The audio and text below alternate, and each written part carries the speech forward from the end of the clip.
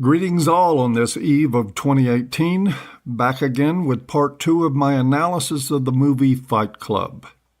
As a brief recap of part 1, our protagonist, also known as the narrator, is a sleepless white-collar stiff, living a life void of pleasure, pain, and purpose. He turns to consumerism, attempting to shop his way into a meaningful sense of self, and it fails miserably. Plagued by insomnia and his personality on the verge of shattering, he turns to the touchy-feely, emotive psychobabble of self-help groups and finds enough relief through the emotional release that he's able to sleep, but unknown to him, not enough to abate the continued fragmenting of his personality. Deluded in the belief that his self-help endeavors are a newfound panacea in his life, and relishing the attention he is getting from others, the narrator begins binging on different meetings, posing as someone with everything from tuberculosis to different forms of cancer. In one particularly interesting segment, he is in a cancer support group. The leader is taking the group through a guided imagery meditation in which they are to enter their cave, a place constructed by the unconscious of the individual. And in the case of the narrator, it is a cave of ice, cold and somewhat forbidding. In there he finds his power animal, as much as you can call it that. It's a penguin, quite fitting for the narrator. His power animal is a flightless bird. The penguin speaks to him with one simple word. Slide, it says, and leaps onto a downward slope of ice, giggling like a child. Slide, as though to just let go of control and enjoy life, something the narrator is wholly incapable of doing. He can't let go because it's not in the nature of his rigidly controlled, now faltering personality.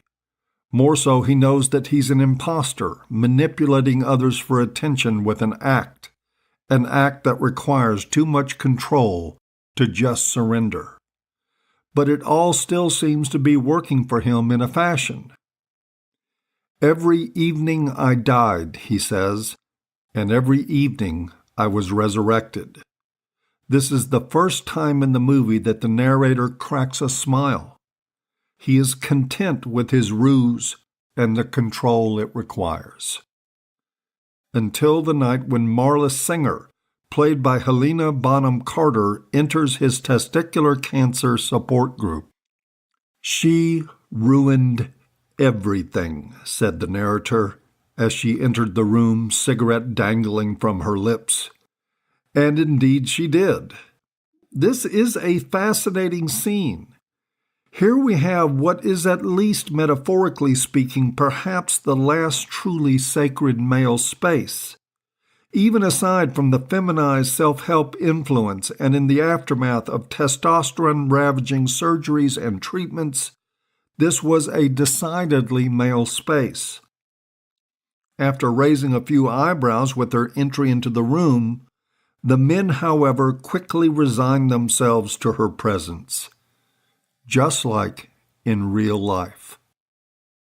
And so now we have the complete picture of what male space looks like in 1999, complete with a woman barging in and stinking up the room, full as it is with deflated, defeated masculinity.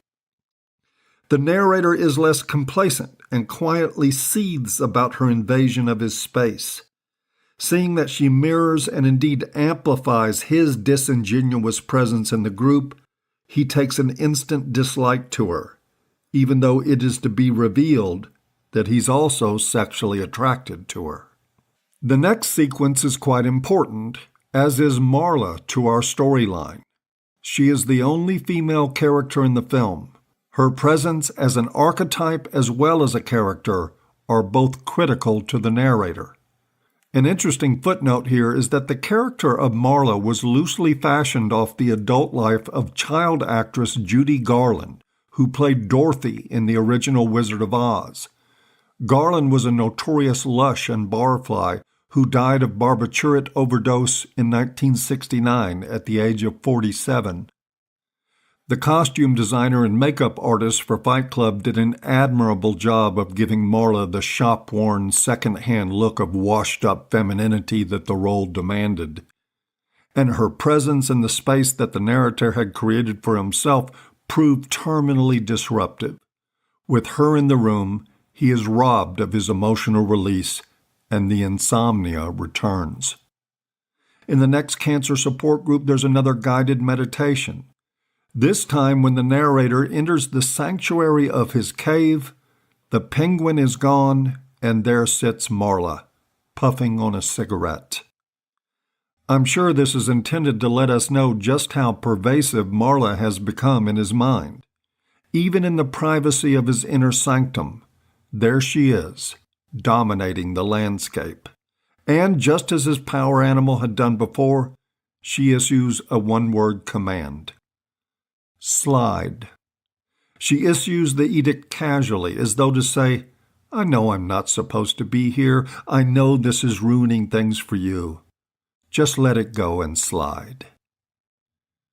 Finally, after the group meeting, he ignores her command and follows her into the street, trying to convince her to stay away from the meetings he attends. Noteworthy during this interaction is that Marla walks into the street directly in front of traffic, which comes to a screeching halt just short of hitting her. She appears not to even notice, like she was certain that she would never suffer so much as a scratch. I couldn't help but see this as a glowing example of female privilege, even for the disheveled bargain basement Marla. Every time I watched this scene, I heard a faint voice saying, Don't tell me to look both ways before I cross the street. Tell cars not to hit me. And by God, the cars complied. She goes directly from stopping traffic into a laundromat, where she steals clothes right out of the dryers and walks down the street with them to sell them to a business. The narrator follows her along the way like a hopeful panhandler, continuing his efforts to strike a deal with the intrusive woman. The fact that Marla is a thief is treated with secondary consideration, as though it is just a minor observation taking a back seat to her presence as a woman. Again, just like real life. Finally, Marla agrees to a compromise, makeshift schedule that allows the narrator to attend the groups on a schedule without her there.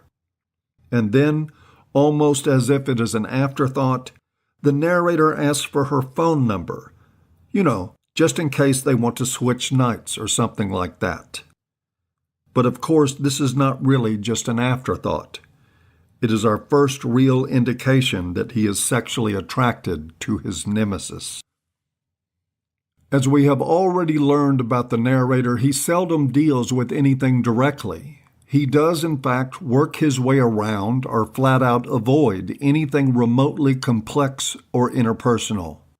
This tendency is at once his survival mechanism and the source of most of his problems. He successfully buries most of his issues and avoids action on them.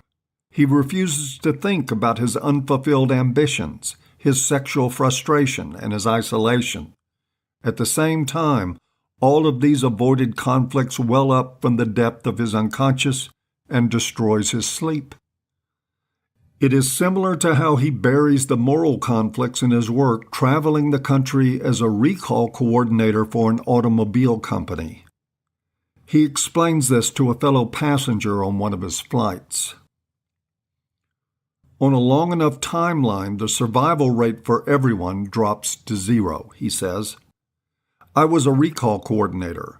My job was to apply the formula. A new car built by my company leaves somewhere traveling at 60 miles per hour. The rear differential locks up. The car crashes and burns with everyone trapped inside. Now, should we initiate a recall? Take the number of vehicles in the field, A, multiply by the probable rate of failure, B, then multiply the result by the average out-of-court settlement, C. A times B times C equals X. If X is less than the cost of a recall, we don't do one. Immediately after giving this explanation, he submerges himself in the fantasy of the plane he's on in a mid-air collision. His thoughts about that fiery death are the second time in the movie that he smiles. Unlike the moral complications of his work, however, he can't avoid his attraction to Marla, and he can't just let go and slide into it. She is with him, invading his thoughts, triggering feelings and urges that he does not want to contend with. His normal defenses, even the ones that leave him sleepless, aren't working for him.